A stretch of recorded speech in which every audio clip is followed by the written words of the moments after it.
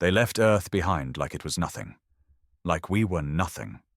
When the Galactic Council first made contact, they offered peace, but only on their terms. Resources, labor, obedience.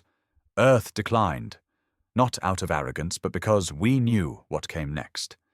History always repeats. Empires don't offer peace without chains. I was 17 when the first wave hit the outer colonies. They didn't call it an invasion. They called it pacification. Their diplomats smiled on the screens while their fleets glassed Mars like it was a threat. My brother was stationed on Phobos. He didn't even get a burial, just a notification. Killed in preliminary cleansing. Like his life was debris. That's when I signed up. No hesitation, no second thoughts. Every able-bodied man who still had blood in his chest and rage in his gut did the same. We weren't fighting to survive. We were fighting to prove we had the right to exist without being owned. The training wasn't a boot camp. It was slaughterhouse conditioning. They didn't train us to serve. They broke us, reforged us, until we were better than anything walking this galaxy.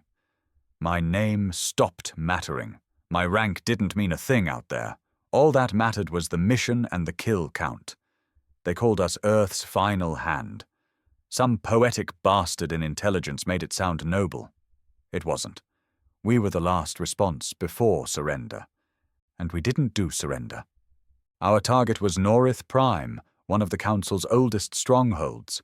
Strategically, it was a suicide run. But symbolically, it was the heart of their control. They kept slaves there.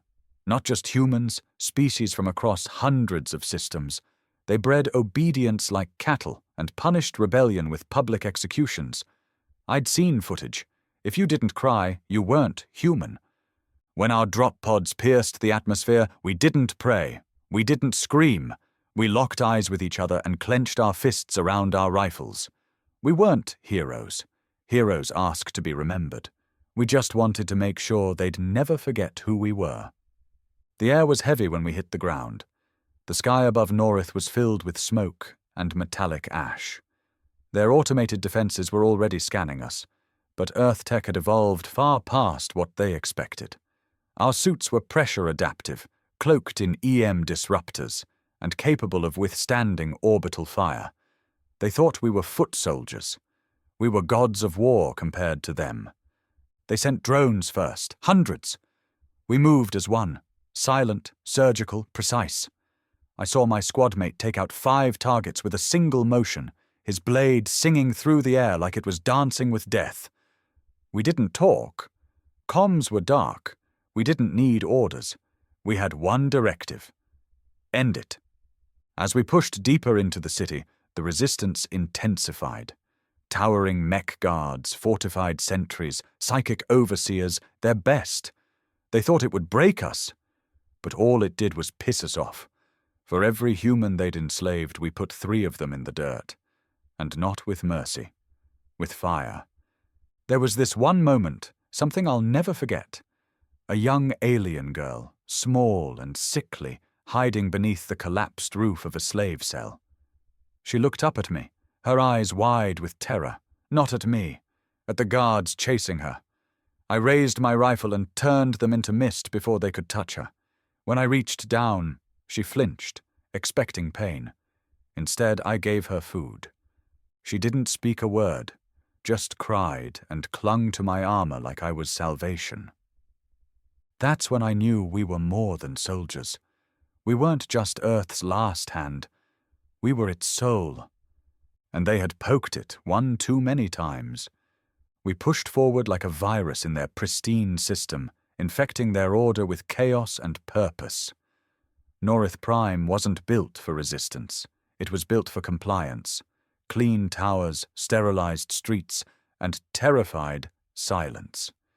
You could hear your own footsteps a mile away until we arrived.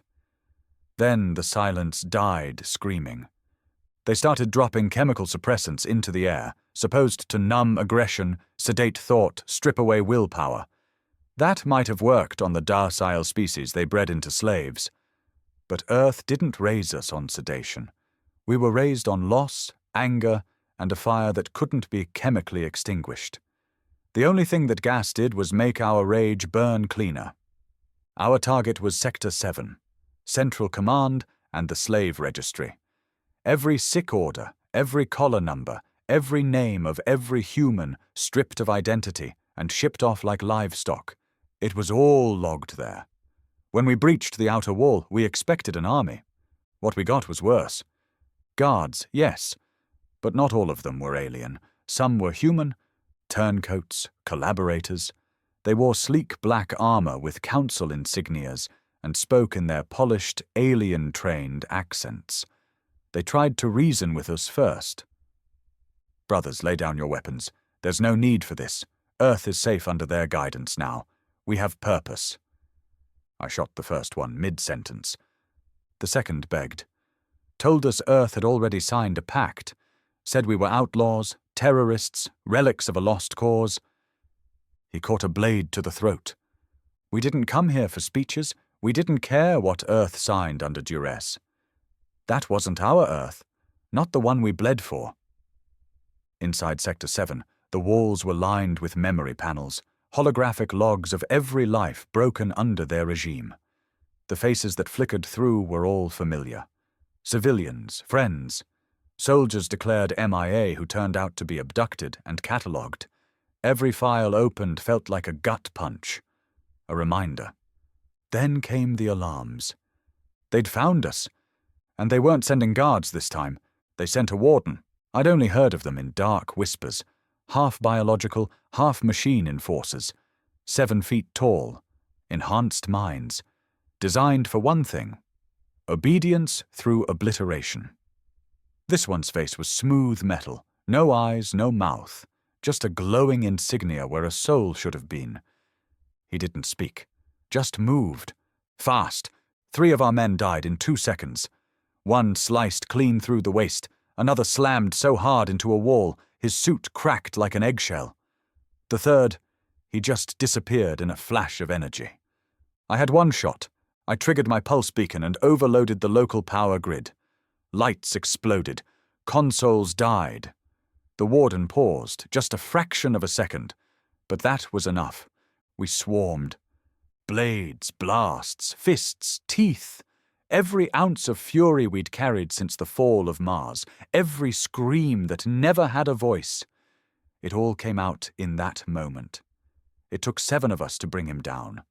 5 of us were left standing. I wasn't one of them, not really. My shoulder was torn open. I could barely breathe through the cracked seal in my helmet. But I didn't stop. I crawled to the command console and started the upload. Data would go straight to the fleet. Proof, names, locations, evidence that couldn't be denied, not even by the cowards who'd signed Earth's compliance pact. The moment it completed, I activated the fallback beacon. That's when I heard it.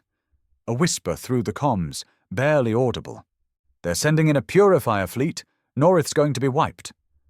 Not reclaimed, not liberated, erased. Their last card. If they couldn't keep control, they'd destroy the evidence and everyone on the planet, slaves included. We were too late. Or so they thought. Because Earth doesn't play by rules we didn't write. The moment the word purifier hit the comms, time seemed to freeze. Every soldier in my squad went still, not from fear, but from recognition. We'd all heard of it. Not officially, of course. The Council didn't admit to it publicly. But stories drifted in with the refugees. Worlds that vanished overnight. No wreckage, no survivors. Just silence. A purifier fleet meant orbital firepower capable of vaporizing entire cities in seconds. No survivors, no mercy. Norith Prime would become another blank spot in the stars, like it never existed. And we were still on it. The evac window was 30 minutes. Not enough time to clear out, not with hundreds of prisoners locked underground and resistance still crawling all over the place. That's when the old argument flared up, one we never spoke aloud, but every one of us carried. Save ourselves, or save them. The squad leader looked at me, chest heaving from the warden fight. one eye completely swollen shut. "We're not here to be martyrs," he said. "We've got the data. The mission is done." I looked back at him, then at the panel I'd just uploaded the files from. Rows of names, ages, species, chains. "We came to end it," I said. This is not the end." He didn't argue, just nodded once. "Then let's finish what we started." We split the team. Half would head back to the drop point to transmit the Purifier code to Earth Command, try to intercept or delay the incoming fleet. The rest of us? We were going underground. Sector 7's slave pens weren't marked. Of course they weren't. You don't advertise hell. But I found a thermal anomaly on the map, something running beneath the surface like arteries. We followed the heat. The deeper we went, the more the air stank. Burnt oil. Blood. Waste. Then we saw them. Rows upon rows of holding cells, each with a dim blue force field, humming softly like lullabies for prisoners. Some were packed full, dozens crammed into one cell like meat. Others were silent, filled only with bones. A few had children, alone, shivering, barely aware, and all of them looked at us like we were another trick. I stepped up to the first cell, disabled the barrier, and knelt. Inside was a man, human, filthy, eyes sunken, ribs showing, hands wrapped in scar tissue where the shackles had eaten into him. He didn't speak, just stared at me. "You're free," I told him. He didn't move. I reached out slowly, lifted his hand, and sliced the restraint off with my combat knife. Only then did he sob. Not from relief, from disbelief. The others started rushing to the other cells, doing the same. Unlocking, releasing, guiding. But it wasn't a joyful thing. There were no cheers, no celebrations, only silence. Hollow and heavy, like even freedom hurt too much to feel. The clock was ticking. 21 minutes left. One of the alien kids stumbled during the run. I picked him up, skin like glass, bones like paper, and carried him. He didn't weigh more than a rifle. His eyes were the only thing heavy about him. They held centuries of fear. We reached the old utility shaft just as the building trembled. The sky outside had changed. Lit orange. Fire trails. "They're here," someone muttered. The Purifier fleet had entered orbit, and they were charging weapons. We were still 2 miles from the evac zone, and we had 300 freed prisoners moving like ghosts. We weren't going to make it, unless someone bought us time. That's when Daniels stepped forward. Quiet guy. Barely spoke a word since the drop. Covered in burns from the warden fight, still limping from shrapnel in his leg. He pulled the trigger on his backup pack, overclocked the fusion core. His whole armor started to hum. "Tell 'em Earth didn't run," he said, before turning back towards the shaft. None of us stopped him. We just watched him disappear into the smoke. Seconds later, the ground shook with a low, pulsing roar. Lights blinked. Sirens died. A chain of internal detonations followed, ripping through the main power grid. The defense net dropped. The purifiers would have to pause, reassess, scan again. And that gave us maybe 4 minutes. We ran like hell. The sky was bleeding fire by the time we hit surface again. We came out through an old freight tunnel, rusted tracks, collapsed walls, and the echo of 1,000 forgotten screams. Behind us, the city burned. The reactors Daniels overloaded were now spitting blue lightning into the sky, short-circuiting every weapon system that tried to lock onto us. We had time, but not much. And not all of us were going to make it. 300 prisoners, no armor, no weapons, no training, stumbled behind us in waves. Some could barely walk. Others were dragging those who couldn't. I tried to organize them into pairs, to keep them moving like units, not a herd. It didn't matter. Their legs were too weak, their hope too thin. We carried who we could. Those of us still breathing without holes in our lungs took 2 or 3 at a time. The rest, We left behind with soldiers who volunteered to stay. They didn't ask for glory. They didn't wait for thanks. They just set up perimeter cover and said, "Keep going." The evac zone was half a click ahead. Flat terrain, no cover. Just a barren stretch of black dirt once used as a council waste field. It was the only safe drop site we had. Command had pinged us once, confirming intercept of the Purifier fleet's trajectory. Said they'd try to delay it. But nobody made promises. By the time I reached the evac beacon, my armor was cooking me alive. My shoulder wound was festering. The kid I was carrying had passed out hours ago. I didn't know if he was breathing. I didn't have time to check. The evac ship was late. Or maybe we were early. We formed a circle around the survivors, those of us left. 8 soldiers from the original strike team. 4 had burns, 2 had fractured limbs. One guy didn't even have his visor anymore, just blood caked around his eyes. And we still stood. The first orbital beam struck the far side of the city. A silent flash. Then the air slapped us in the face like a giant hand.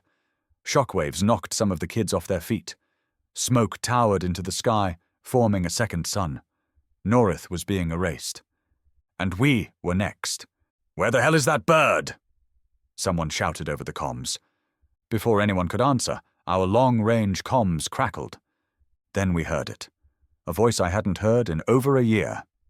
"Delta Strike, this is Reaper 1. Hold your ground.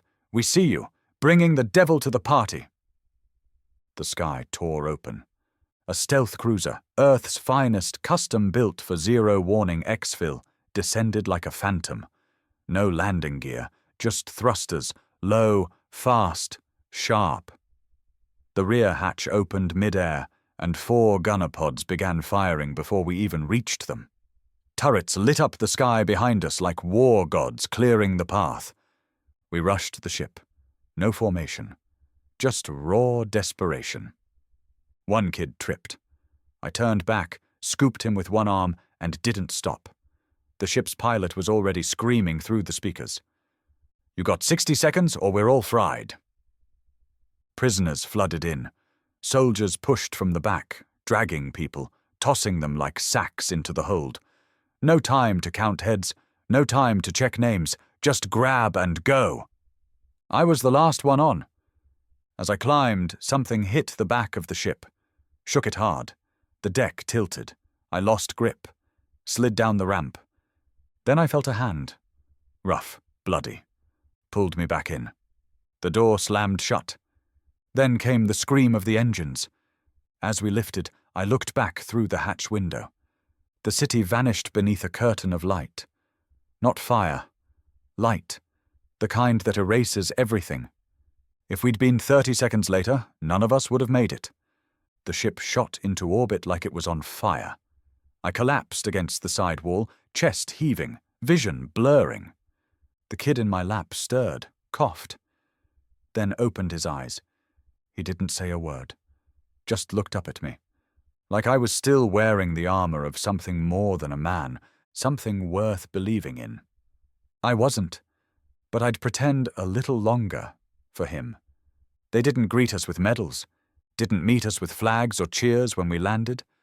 Earth Command kept it quiet, real quiet, like the mission had never happened. No reporters, no announcements, just cold, clinical debriefs and anonymous corridors. We were ghosts the minute our boots touched soil again. They quarantined the survivors, called it Health Protocol. We knew what it was. They didn't want the galaxy to know what we'd seen, or what we'd done. I didn't sleep that first week. Neither did most of the others. The smell of ash was still in my nose. Daniel's last words echoed through every corridor in my head. And the kid, the glass-skinned boy who'd held onto my neck like I was the only thing real in the universe, he wouldn't leave my side. I didn't know his name. He didn't speak. But every time I moved, his eyes followed me like I was his anchor. I was supposed to be debriefed, but no one came. Then one night, a man in a black coat, not a uniform, no insignia, walked into my room and closed the door behind him. "You did well. he said. I didn't answer. He smiled like it was some game, but you overstepped. I stood. Not out of respect, out of instinct. Every muscle in my body ready to snap. You were supposed to gather intel, make a point, not start a liberation movement. He pulled a data pad from his pocket and tossed it on the table. Now entire sectors are in chaos.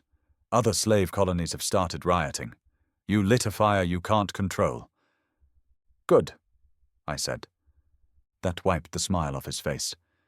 Do you know how much this complicates our negotiations with the Council? Earth was on the verge of a peace accord. Now they're calling us insurgents. They've suspended all diplomatic channels. You mean they're mad we stopped kissing their boots? I said. He leaned in. There are consequences for disobedience. That's when I snapped.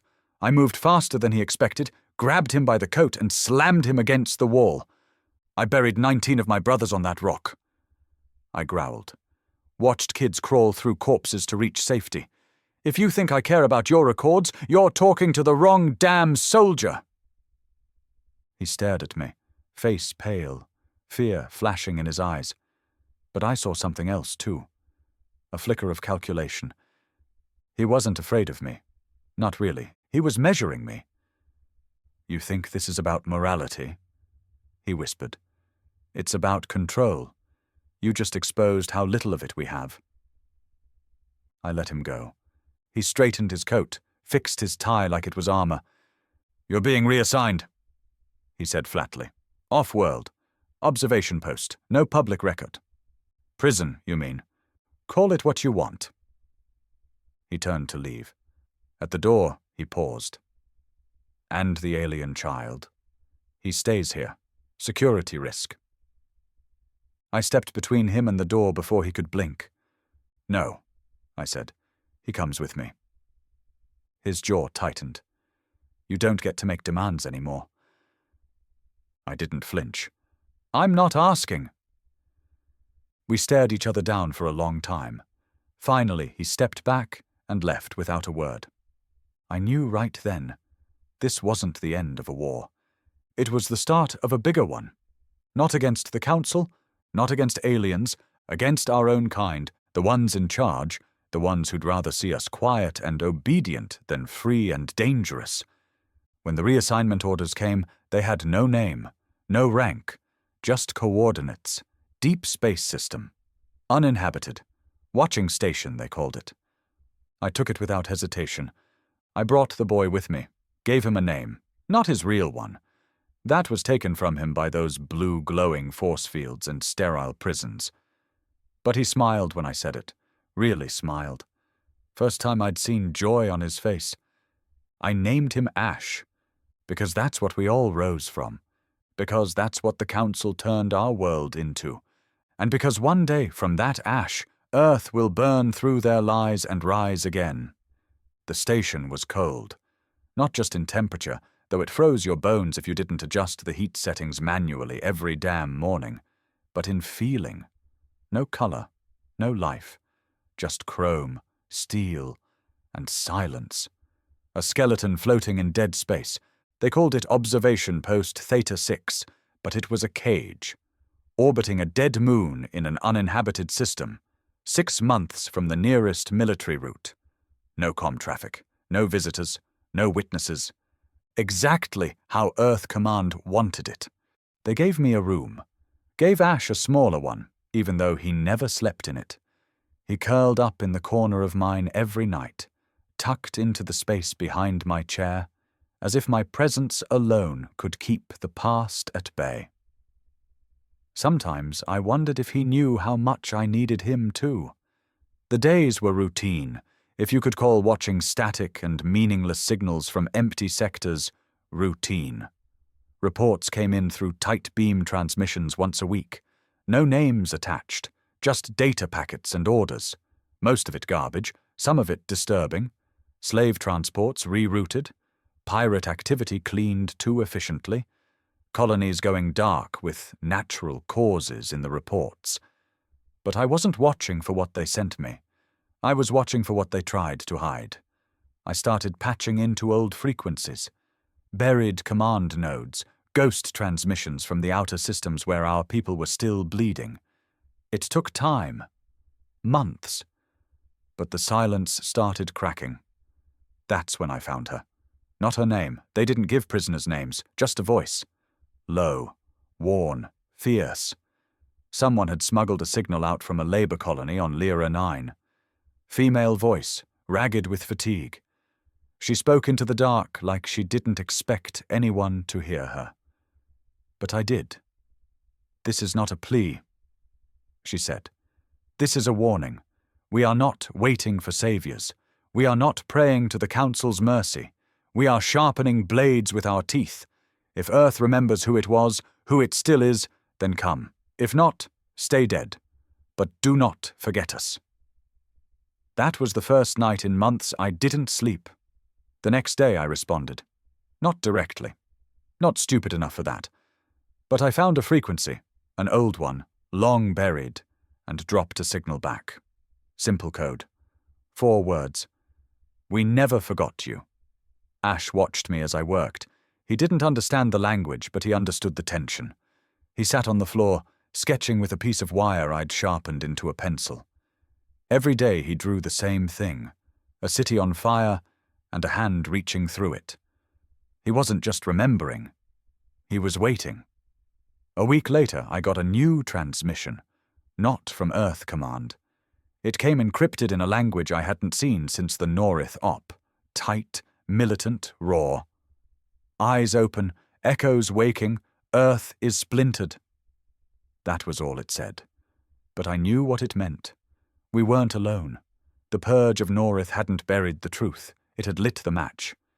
And now the flames were spreading. Quietly. Underground.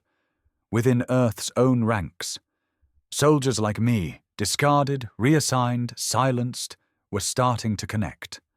From distant stations, off-world colonies, prison camps, research black sites. People who'd seen too much and survived long enough to realize the war never ended. And now they wanted to finish it. I started a file, hidden in the deepest subsystem of the station's drive, behind layers of diagnostic code. I called it Ashfall. Inside, I logged every signal, every whisper, every sign of dissent. It was slow, but it was growing. And then one day the comms went dead. Not jammed, not damaged, cut, a complete blackout. No command check-ins, no data packets, no satellite pings. Then came the alert. Unregistered ship entering system. No ID, no beacon, no warning. Ash looked up at me from the corner as I grabbed my rifle and activated the blast shields. His eyes didn't blink. He didn't ask if we were safe. He asked, "Is it time?" I looked out at the black, at the shadow drifting toward us with purpose. I nodded.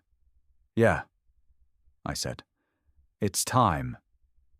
The ship didn't respond to any hails. Didn't slow down either. Just drifted straight toward the station like it already owned the place. I watched it on the display. Small matte black hull, no insignia, no lights. A vessel built to disappear. Its design screamed military, but not Council. And definitely not Earth Command. I'd seen something like it once, years ago, during a recon op where we found an abandoned listening post near the edge of known space. Back then I thought it was a ghost ship. Now I wasn't so sure. Ash stood next to me, silent.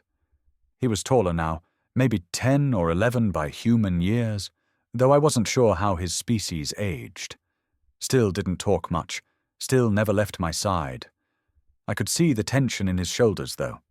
He felt it too. I powered up the station's internal lockdown sequence, all doors magnet sealed. No way in unless I opened it myself. But as I stared at the console, part of me knew it was pointless. Whoever was coming, they weren't knocking. They didn't have to.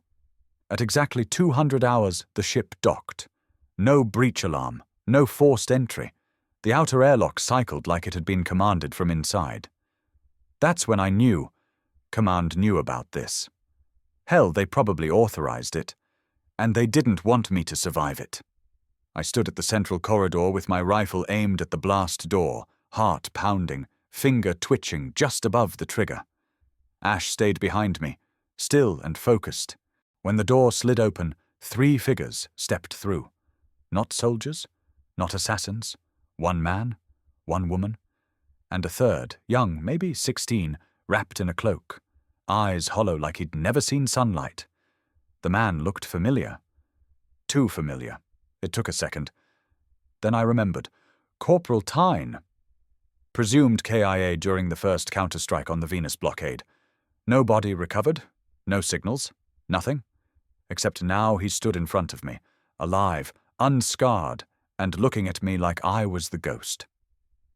"We need to talk," he said. I didn't lower the rifle. "Start fast." He nodded at the other 2. "They're not with command. Neither am I. We're what's left of Shadow Cell 9. The name meant nothing to most people, but I'd heard the whispers. A covert unit buried so deep in Earth's military hierarchy, not even high command could trace them. Operatives trained for infiltration, sabotage, and controlled mutiny. "You're supposed to be dead," I said. "We were," Tyne replied, "until command decided Earth didn't need loyalty anymore, just obedience." He looked at Ash, then back at me. "He's why they sent you out here. They think you've gone soft. Think you're compromised." "They're not wrong," I muttered. Tyne grinned. "That's exactly why we're here." He handed me a data stick, one of the old kind, untraceable and unhackable. I slotted it into the console. Dozens of files blinked open. Images, vids, internal reports. Council slave exchanges hosted on Earth. High-ranking Earth generals coordinating with warden units. Civilian relocations that ended in mass graves on asteroid fields. I stared at the screen, hands clenched. This wasn't war. This was a betrayal so deep it rotted the bones of everything we fought for. "We're building a new network," the woman said quietly. "Former soldiers, exiled intel officers, ghost cells like yours. We've got backdoor access to 9 colonies. We've got weapons. We've got ships." Tyne looked me dead in the eye. "What we don't have is someone who's seen what you've seen, someone they already tried to bury." Ash stepped closer. Quiet, steady.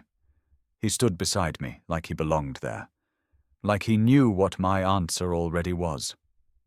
I turned back to Tyne. "What do you want from me?" He didn't hesitate. "Help us burn them down." We launched at midnight.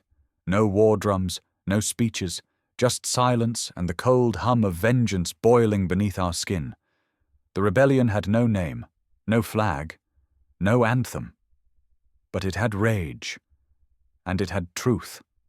From the shadows of abandoned colonies and the bones of forgotten stations, we rose. Former soldiers, betrayed scientists, survivors from Norith, people who'd watched their homes burn under the Council's order, and Earth Command's approval. And we came with a list. The first target was Echelon Prime, a floating fortress orbiting Jupiter, hidden from public records. Supposed to be a black site for research. In reality, a processing hub. Slaves pulled from outer colonies were funneled through there before being shipped to undisclosed systems. Earth Command said it didn't exist, so we made sure it did. The infiltration was surgical. Tyne's people used council clearance codes, stolen, forged, or bought with blood, I didn't ask, to breach the external defenses. Once inside, we split into 3 teams, one to extract prisoners, one to wipe the slave registry, and mine, to deliver the message. Ash came with me. He insisted. Didn't say a word, but his eyes were harder now, sharper. I didn't argue.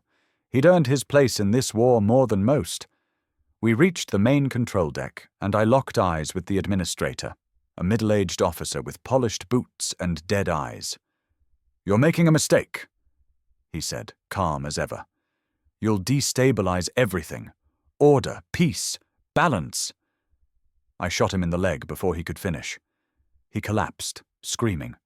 Ash didn't even flinch. I stepped over him and patched into the internal comms. Live feed. All decks. All stations.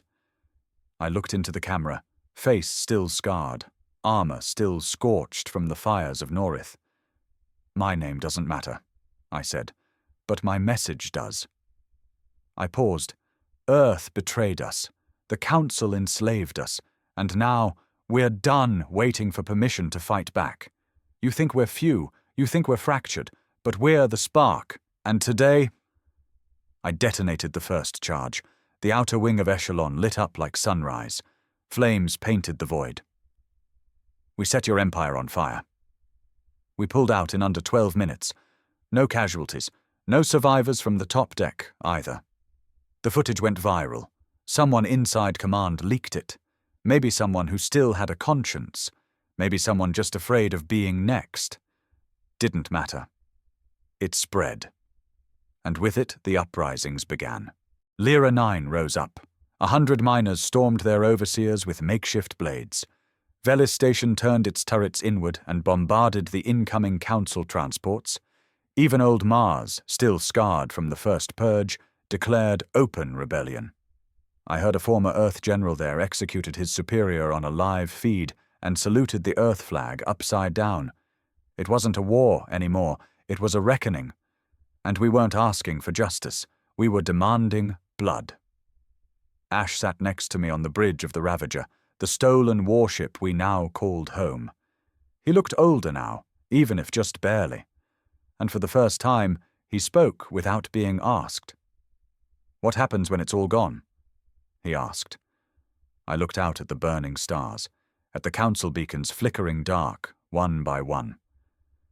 "When it's all gone," I said, "we build something better. Not perfect, but honest." He nodded, not like a child, but like a soldier, a survivor, a future forged in fire, because they thought no one would come. But Earth did. And we came not to negotiate, we came to end it.